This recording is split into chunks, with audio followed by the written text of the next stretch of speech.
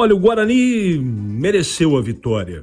Se ele não foi um esplendor na parte ofensiva, ele, com alguns ajustes, mais uma vez teve um comportamento defensivo bem aceitável. O Guarani está subindo de produção a cada partida. O primeiro tempo foi um jogo tecnicamente que não agradou tanto. O Guarani teve bons e maus momentos, como aconteceu no segundo tempo, dos dois times. O jogo beirou um equilíbrio muito grande.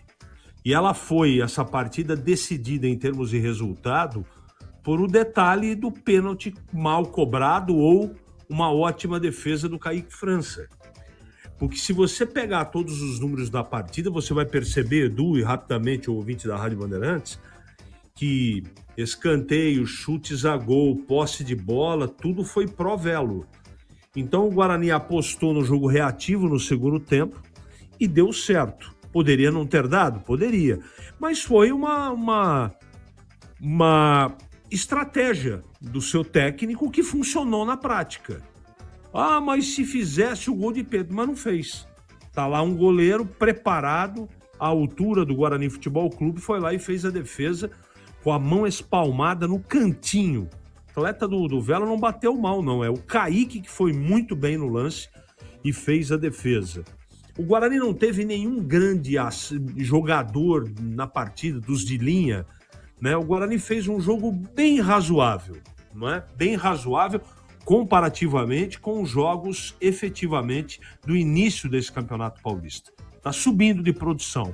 Um time mais agrupado, os jogadores jogando um pouco mais próximos.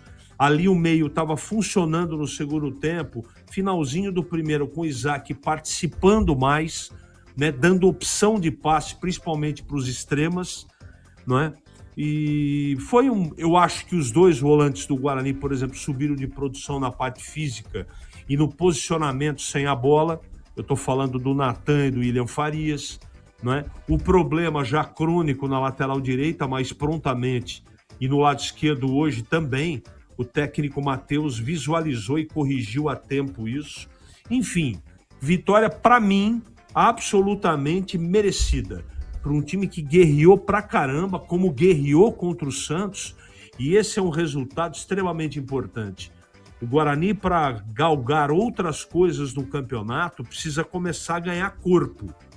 E está ganhando corpo. 5 pontos, está muito próximo do primeiro objetivo, que é a permanência. Depois, por que não? Sonhar com uma possibilidade de classificação.